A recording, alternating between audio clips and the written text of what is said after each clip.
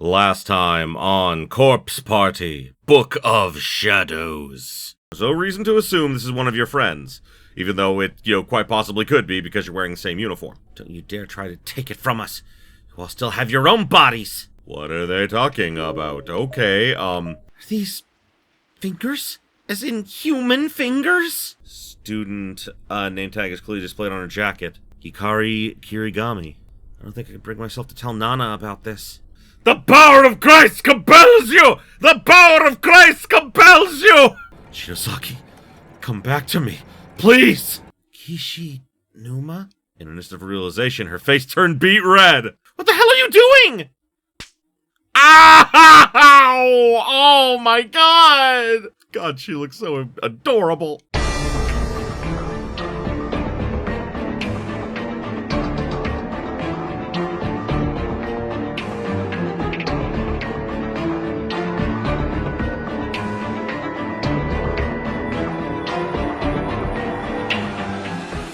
Hi there, future Brandon here. Since I cut off the last episode a little bit early, I didn't have an intro for this episode, so welcome back to Corpse Party, Book of Shadows, where we will finally see what fate befalls all of the characters in this second story of Demise, and as the title suggests, it's not pretty. Roll episode. Oh, that is a dead body. Girl's body. The duffel bag on its side with a tracksuit partially hanging out of it. ID name tag. Ao Amano. Oh, so she the other girl locked Ao in here to have her forever and then, put the key in the music box. That makes sense. Oh boy, that is creepy. There are numerous scrapbooks on the shelf, each containing various newspaper and newsletter clippings.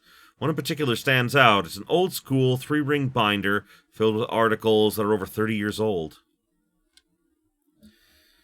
1973, serial kidnapping and murder at Heavenly Host Elementary. That's here, right? There was an article about this in one of the classrooms, too, I think. Dashing the hopes and prayers of their concerned parents, 3 of the kidnapped children returned home tonight in body bags. Local police gave an official statement at around 400 yesterday afternoon, so 4 p.m. Yuki Kano, 11, Ryo Yoshizawa, 8, and Tokiko Tsuji, 7, previously reported missing, were found dead in a basement room beneath the school. Circumstances behind their murders are still under investigation, and a suspect with ties to the school's teaching staff is in questioning. First responders report a shocking, grisly murder scene and have expressed concerns at even allowing the families of the deceased to see their children. Yeah, considering how mutilated they were, I'm not surprised. Significant mutilation is said to have occurred, and officials believe the sight of this may exacerbate the already delicate mental states of the bereaved. The sole survivor of this unspeakable crime is 7-year-old Sachiko Shinozaki, who remains in shock from the experience. Yeah, she ain't no survivor. She's a mastermind. Her testimony may prove invaluable toward closing the case and putting this horror behind us. However,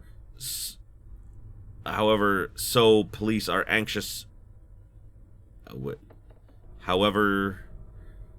putting the horror behind us, however, so police are anxious to question her. Okay.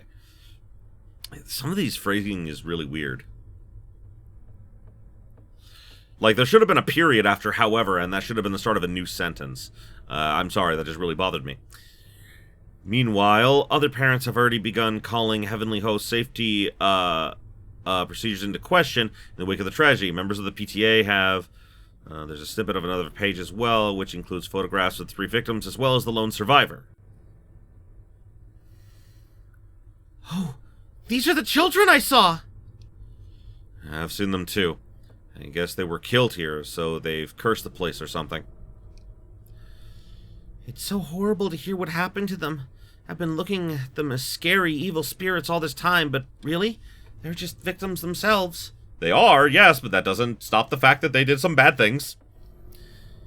Be careful, Suzumoto. Compassion can be dangerous in a place like this. It's not unheard of for a spirit to lose its sense of humanity after dying. In other words, these kids aren't necessarily going to play nice with living beings anymore. What do you think happened to the murderer? Here we go. They talk about him in this one. Accused child murderer commits suicide. 32-year-old former teacher believed to have committed the now infamous adolescent kidnappings and murders was found dead early yesterday morning. After being deemed mentally unfit to take responsibility for his actions, he was placed in intensive psychiatric care but escaped 2 nights ago. The psychiatric ward commissioned a manhunt which culminated in the discovery of his hanged body in a room beneath Heavenly Host Elementary, near the site of his shocking triple homicide. The cause of death was ruled as strangulation and is strongly believed to be self-inflicted. As this appears to be a show of remorse, previously thought beyond his mental capacity, his psychiatric ward has come under heavy fire since the discovery. Even the murderer killed himself, huh? Guess there's no happy end for anybody. Though the families of the victims will probably be glad to see him go. Well, and there's the one girl who was spared, too. Isn't it kind of strange, though? That there's not one single comment about the survivor's family? Every article is full of commentary from friends and family of the deceased, but there's not a word to be found anywhere about the girl who was spared. I'd assume it was by request, to protect their privacy or something. Do newspapers really care about that, though? Mass media is always about chasing scoops, no matter what it takes to get them or who they have to bother. Dr. Tomokichi Fukurai's research records. Mesmer's magnetism. Correspondences with Anna Sprengel. Seraphita. Malleus Malicarum. Voynich manuscript. Records of psychiatric phenomenon. Letters to and from magic societies. Classic mystery novels. Not your typical elementary school reading material. There are no serial numbers or library cards or anything on them, though, so they're probably not the school's. That's true. Maybe these were brought in by other victims who got trapped here. Actually, it looks like there's a name stamp on most of these. Kibiki? Is that how you read this kanji? Wait, Kibiki? Wow, you're right. I recognize that name. You know the paranormalist, Naho Seinoki? Ko Kibiki is her mentor. He's a journalist. So that means Mr. Kibiki is in here too, I guess. But why? Huh. Nothing on the shelf seems particularly relevant. Well, let's try to leave and see what happens. I wonder how much time has passed since we got here. I don't know if I can trust my cell phone clock in a place like this. That's a good point. If space is being changed around randomly, there's no reason to believe the same thing isn't happening to time. I trust my stomach, though, and it's telling me that dinner time has already come and gone. Now is when good boys and girls would go to bed. I have to admit, I am hungry. Maybe we should add finding food to your list, Shinozaki. But for now, I think it's about time we found a nice cozy spot to sit and rest for a while. I'd like to think that, as I'm really, really tired. Not so tired that I'm worried about getting possessed or anything, but tired enough.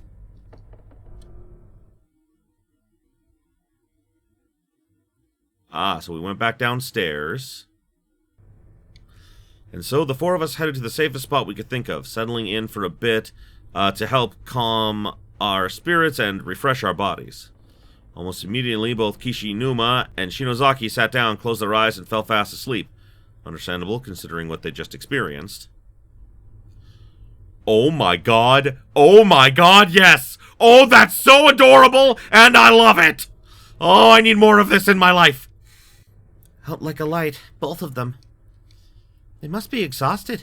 Kishinuma went through a great deal of turmoil to save Ayumi, after all. Aren't you tired too? I am, but I just can't bring myself to sleep. My mind keeps racing, wondering what Nari and the others are doing right now. I feel like I need to be ready to run out after them at a moment's notice. I know just where you're coming from.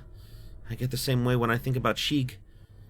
I wish I could see his face right now, you know? Huh? Nana, what happened to your legs? I felt a chill in my stomach as soon as I saw them.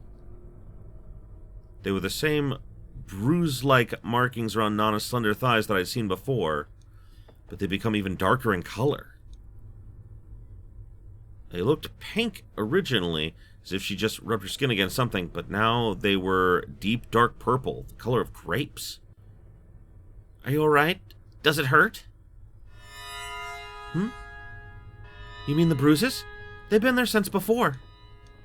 Yeah, but they're darker now. Oh, you're right. What a weird color. What's happening? Probably just changed color over time from the blood rushing to the surface. I doubt it's anything to worry about. Sorry. I just hope it doesn't leave a scar. True. You have beautiful legs after all. Oh, please. No, I don't. I'm jealous. You're so thin and gorgeous. If I were as tall as you, Shig and I sure would look a lot more natural together. Is he your boyfriend? Nothing like that. I guess you could say he's just a really important person to me. He always stands by me, accepts me for who I am despite all my flaws, and always supports me in whatever I choose to do. He sounds wonderful. Yeah, I'm not just saying this because we're in the same drama club, but he's like some kind of prince. Though if you ask Kishinuma, he's an evil wizard. Kishinuma has a thing for Ayumi, doesn't he? Oh? Does that bother you? Are you taking an interest, perhaps? No, nothing like that. Sorry, had to ask. Actually, Kishinuma's got it pretty rough. He's got a rival for Shinozaki's affections. Oh, but they look so cute together. Thank you, Nana! Thank you so much! I agree! They're alike in many ways, particularly in their complete inability to be honest about how they feel. I'll bet it's a lot like you when you're with Morishige, isn't it? Oh, come on, I already told you, it's not like that with us.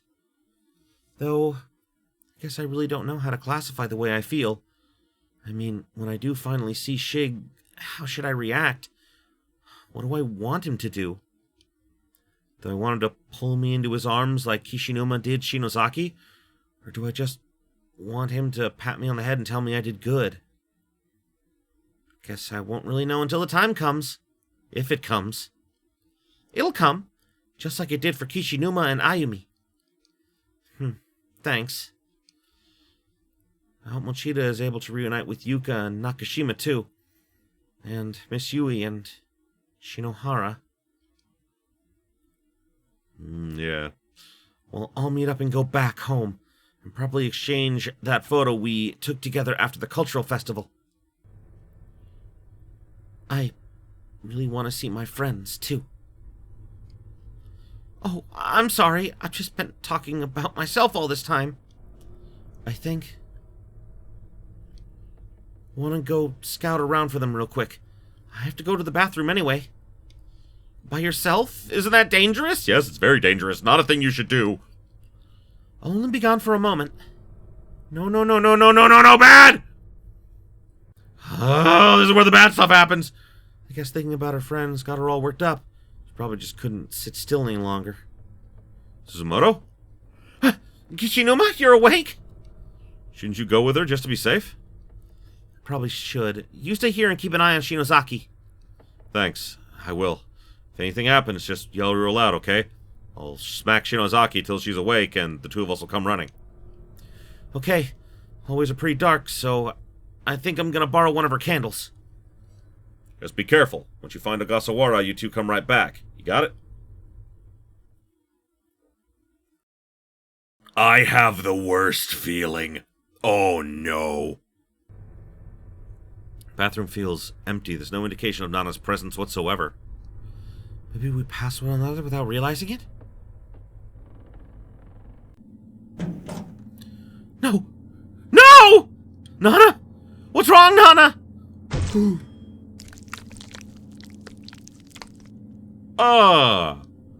Sound that echoed through the hall was like that of a butcher slicing a chunk of meat, bone and all.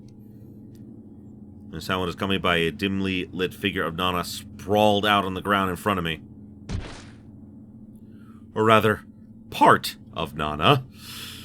Oh my god, she lost her legs. This is how she died. That's why she has the mark. It was really just the top of her body, severed cleanly at the thigh. Her legs were completely gone. And the worst part is, she was still fully alert and aware. My legs! My legs! Nana! This grueling sight was too much for me to handle. I became weak in the knees and fell backwards, landing on my butt. I couldn't move. It hurts! It hurts! My legs! My legs! Nana was bending and contorting her back, writhing on the ground as if struggling to escape the pain and the fear. I wanted to help her, but I had no idea what I could do. Nothing had ever prepared me for a situation like this. I couldn't stand up. I couldn't even think. The sight of Nana's squirming body, gushing blood every which way, was burning itself into my mind. It was the most frightening thing I'd ever seen. Ah! Ah! It hurts! It hurts! Ah! I could sense the presence of another person in the shadows just behind Nana's torso. Who was it? The darkness was all-encompassing past a certain point, giving only the vaguest notion of a human silhouette within an inky black void. Who's there? That's the locker room. No, wait, it's not. What is this? What's back there? So should have led to the pool locker room, but the lighting, or lack of it, was completely wrong. There was also an indescribable foul odor wafting from within, so powerful and revolting that I felt I could never leave my senses again. And whatever being was lurking in the shadows of that horrible room was getting closer to me step by step.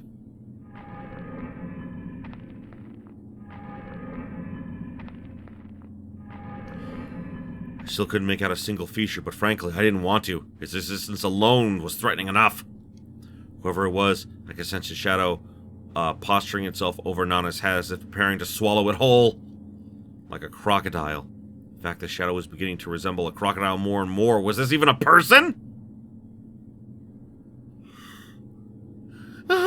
Stop! Please stop! The figure was now fully visible, and he was indeed a person, I think. He grabbed Nana by the head, and then turned and began dragging her into that horrid room. She was clearly nearing death, as it took everything she had to scream in protest. Her voice was getting weaker and her writhing less pronounced. I couldn't even imagine how painful it must be to have one's severed body slowly dragged across the floor, exposed side down. It would be bad enough just having my head held in that massive, filthy grip. No, grip isn't the right word. It was more like a bite. God, no! No! Save me, please, Mayu! No!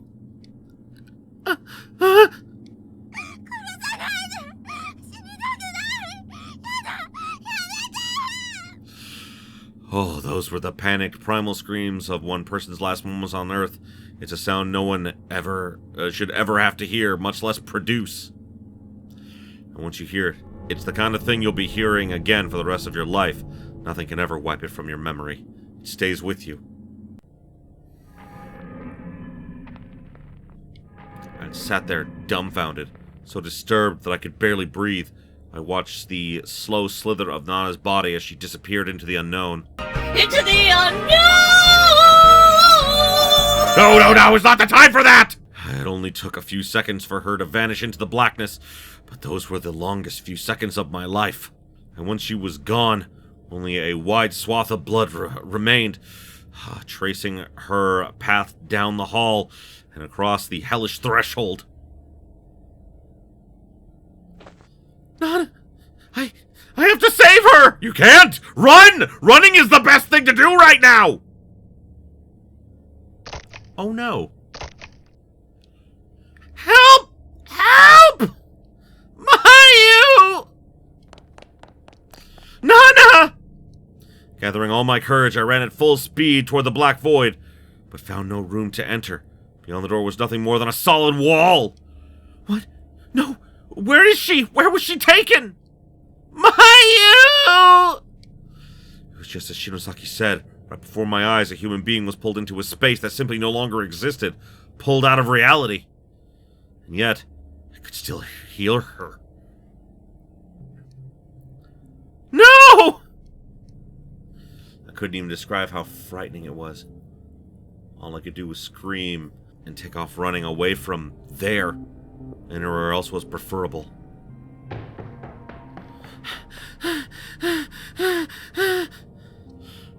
Why am I going this way? Nana isn't this way. She's behind me. I need to go back. I need to save her.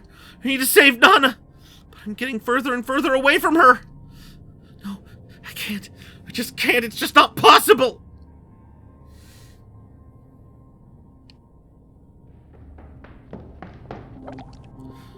Oh. I'm sorry. I'm so sorry, Nana. I couldn't do anything to save you. What do I say to Kishinuma and Shinozaki? I mean, you tell him what happened.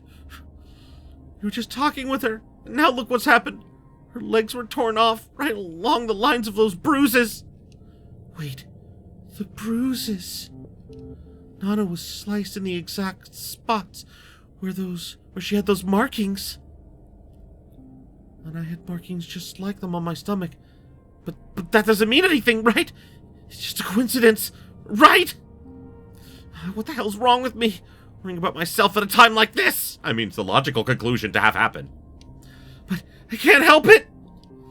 I opened my compact mirror and hesitantly brought it down to my abdomen, lifting my shirt and loosening my skirt to get a better look. Oh God, no! I didn't have to look very hard. The color of the bruise on my abdomen had darkened significantly. It was far more pronounced now, practically pulsating in purplish red. It looked more like some kind of demented crest that had surfaced from deep within my body. No! No! It's darker, more clearly outlined, and it looks bigger now too. What is this? Why is this here? It's just a bruise, right? I'm sure it'll go away on its own over time if I leave it be.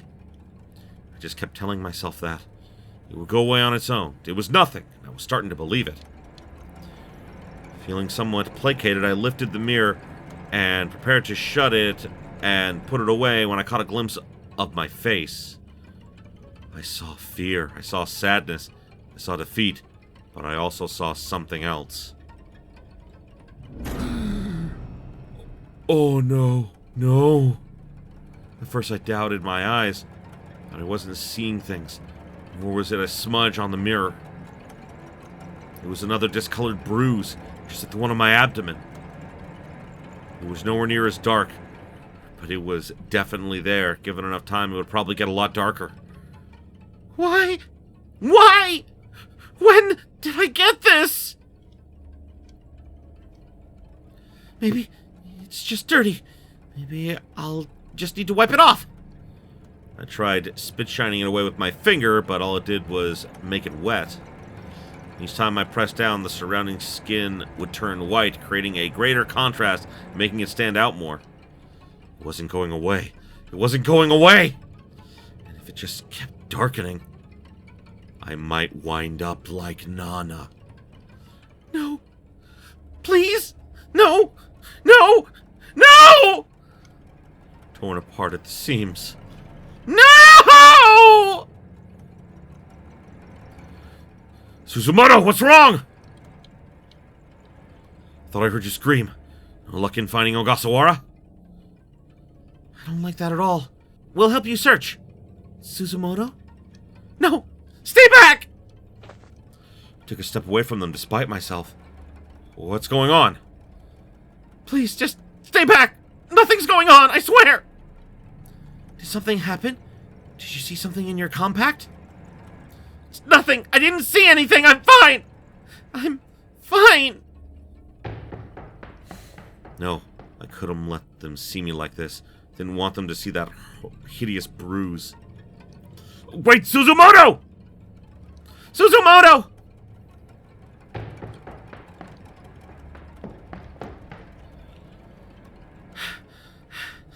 What do I do? What do I do? I'm running again, but where? Where am I going?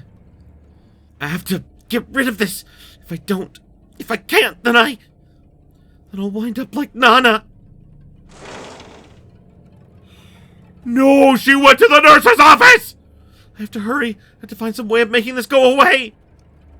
I had some concealer in my makeup bag. Maybe I could hide it. Here we go. I can't see it at all now. All I have to do is get some sleep. When I wake up, that bruise will be long gone. I know it will. Yeah, I was getting all worked up over nothing. Just a little mark on my face, after all. Probably just a result of all this stress I'd been feeling. Once things calmed down, it would go away for sure. Oh no. Oh no. Oh no. Welcome back! Oh no! I don't remember closing the door. It won't open. And it wasn't like it was locked. Rather, it felt like as if someone was holding it closed with superhuman strength.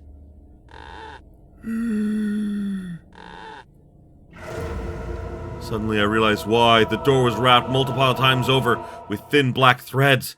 How did I not notice those a moment ago? What the? Is this human hair? I looked at it a bit more closely and concluded without question that's exactly what it was. I felt an unpleasant heat radiating all along my back muscles, across my entire spine. I was being watched. There was some sort of moist, lukewarm presence in the room with me, and slowly but surely I could sense it moving. Who's there? Who's behind me? I was too scared to turn around. This room. Ah! It was a little girl wearing a red dress. Probably a first or second grader. Her skin was as pale as pottery, contrasted with her liqueur-like hair, and she looked somehow familiar. This is the girl from the newspaper who survived the murders! Sachiko Shinozaki! But that can't be right, that happened over 30 years ago!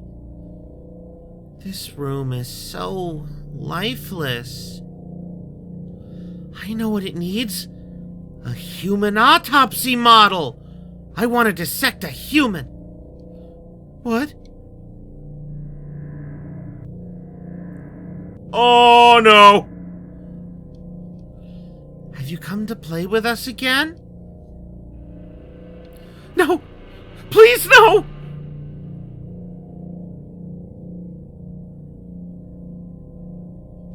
Something was dripping onto the back of my hand. Are those tears? That's what I thought at first, anyway. If I'd started to cry, I wasn't aware, but considering what I was going through, it wouldn't have surprised me in any way. Wonder just how much I'd cried since getting sealed up in this godforsaken place. Probably more than I'd ever cried before in my entire life. But those weren't tears, were they? It was blood, wasn't it? Did these children do something to me? Sure enough, I reached and touched my face, and a finger came in contact with something sticky. Something sticky and red. What did you do to me? We didn't do anything. Sachiko's answer was cold and disinterested, and came accompanied with a crooked, wry smile. She was just a child, yet one glance from her made every hair on my body stand on end. How about you take a look in the mirror? We'll wait. Just a little bit, though. Sachiko's face somehow made me feel as if there might be two sides to her, one gentle and one not. But regardless of which I was dealing with here, I wasn't about to go against her recommendation. I was legitimately curious myself. So I took out my compact and opened it, and... Why? No, please! The bruise I concealed with makeup had sprung back to the surface once again, though it could hardly be called a bruise anymore. It's a cut. My skin had literally split open from the inside, and blood was beginning to seep out through the pinkish fissure, bead by bead.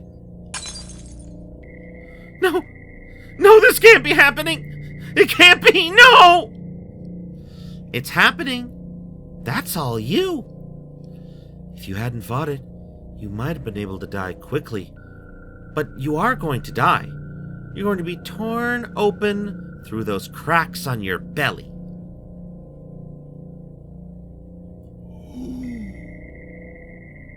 The bruise along my stomach and abdomen had followed suit, splitting open and dripping dark red blood everywhere. The same thing with Seiko. Remember how she had the marks on her neck, and then, like, she would have died by hang, but it said she got decapitated? So, whoever dies here, even if time gets reversed, they die in a similar manner. Oh, shit. At this point, I completely lost any ability to think or reason. I was a goner, and I knew it. What's worse than dying in an instant by getting smashed against a wall? Getting slowly, carefully torn apart. That's what. Oh, boy. Time to begin the autopsy, everyone! No, please! Stay away! Stay away!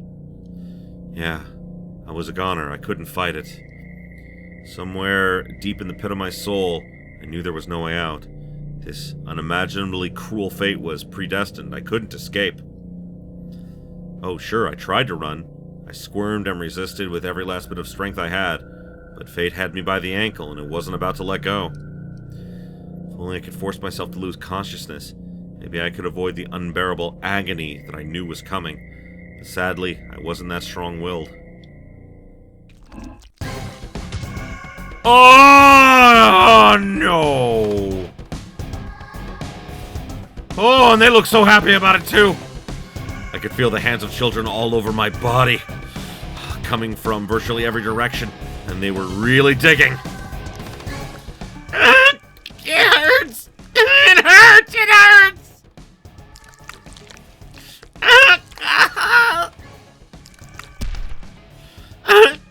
No!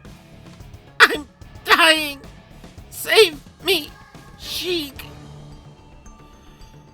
Sheik? Your darling Sheik won't be coming to the rescue. No chance. No hope.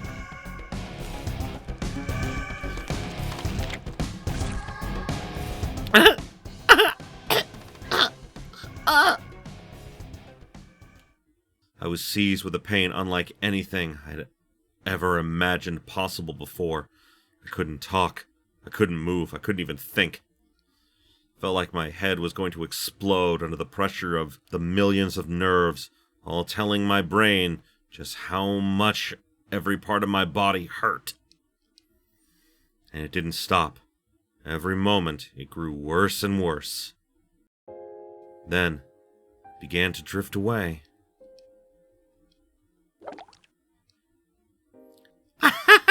What an awful stink! Let's decorate the wall, or maybe the hallway outside with our new autopsy model.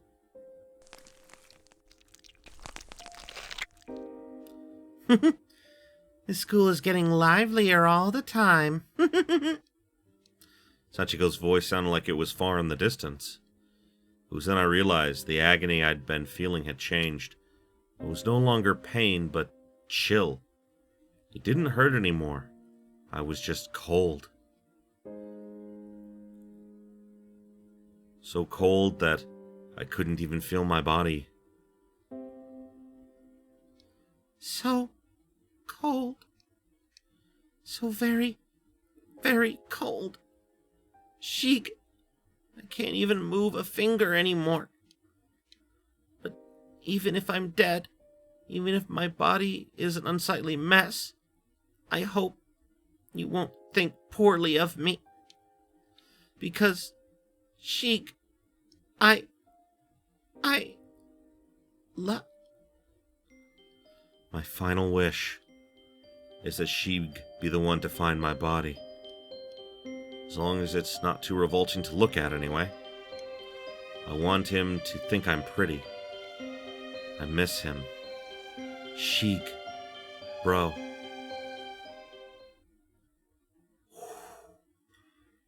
Fuck.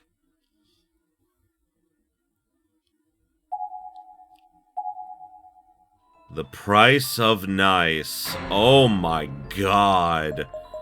I mean, like, we know these are all gonna end badly, but still, like, Oh, wow. So we got, Kishinuma's and, Mayu's, but no one else's yet. Okay. Well, yeah, this is definitely where we're gonna cut it for this episode. Yeah. Oh, boy. This has been a lot, guys. Ooh. But next time we have a new chapter to do. Encounter. Which, again, like, I'm not sure how that's gonna go, but we will find out next time. So, thanks again, everybody. And, as always, if you enjoyed this as much as I did, you know what to do. Like, comment, subscribe if you're not already, ring that bell for all them notifications is, and until next time, have yourselves a beautiful day, my beautiful, beautiful viewers.